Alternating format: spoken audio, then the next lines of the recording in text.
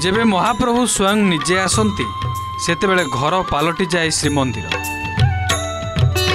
घंट घंटार शब्दरे चतुर्दिग कंपे समस्तों कंठरे थाए जय जगन्नाथ।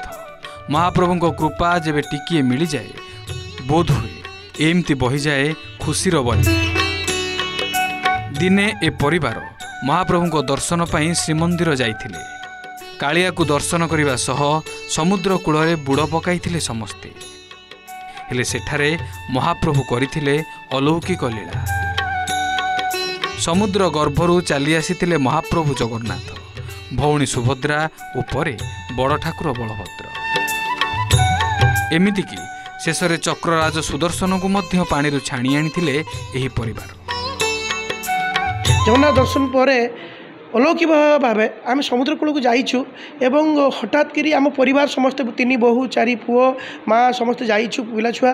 हठात जगन्नाथ मूर्ति भासिकी आसला विग्रह। आम खुशी हो गलु सांगे सांगे। तापर आम बहु मैंने सांगे सांगे गोटे पर गोटे चतुर्धा मूर्ति जगन्नाथ बलभद्र सुभद्रा सुदर्शन आम खोजिलु।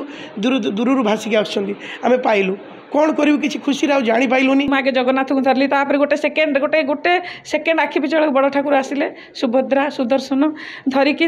आम समस्ते खुशी होगी सेठार फटो उठेलु। साधु सन्त आसते आमर से दिन आम अपेक्षार थिलु किंतु आज तार शुभ मुहूर्त आसला। तिथि अनुसार चैत्र मास महाराज कहले चैत्र मास तिथि अनुसार हम तो 2 थर डेट फेल होती आमर कीर्तन हो गला किंतु तिथि हेलानी। गुरु महाराज आसिलेनी तो गुरु महाराज आसिले। आज आमर 21टा कलश बुड़ेले। आम ग्रामवासी असुराली ग्रामवासी कलश बुड़ेले। महायज्ञ है तो अभिषेक ठाकुर अभिषेक हेले सेठी।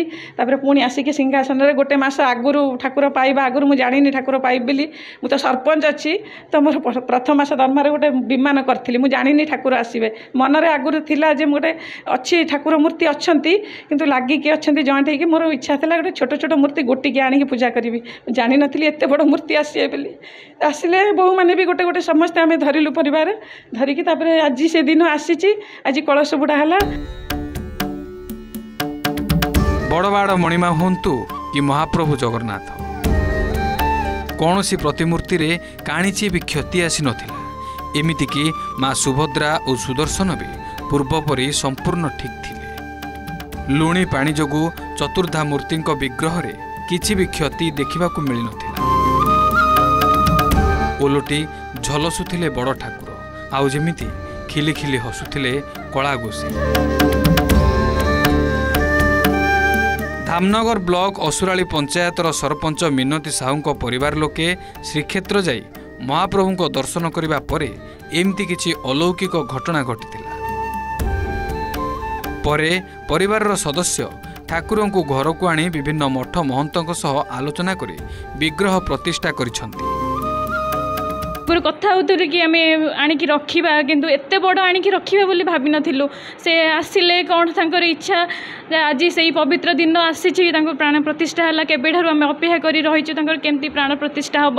खुशी तो बहुत अच्छी। खुशी हेते माने आखिरे भी लो रोनी माने एते माने खाली कांद लागुची केमती आम तांकर सेवा करिउ। एखाने बहु भक्त प्रसाद पेয়েছেন। रात्रे आबार धर्मसभा হবে। जगन्नाथ प्रतिष्ठा हलो सकाले आबार जगन्नाथ प्रतिष्ठार परे एक विग्रह चले गल एखाने तादेर मंदिरे और एक गल उनादेर कारखानाते चले गल विग्रह सेखानेও प्रतिष्ठा करा हलो। एरपर आमरा परिक्रमा बेरिয়েছি এখন। तेबे मिनती परिवार महाप्रभु को पाई बेस खुशी। आध्यात्मिक परिवेश रे गुंजरित हेउछि सारा गाँ। धामनगररू विवेकानंद सामल को रिपोर्ट ओटीवी।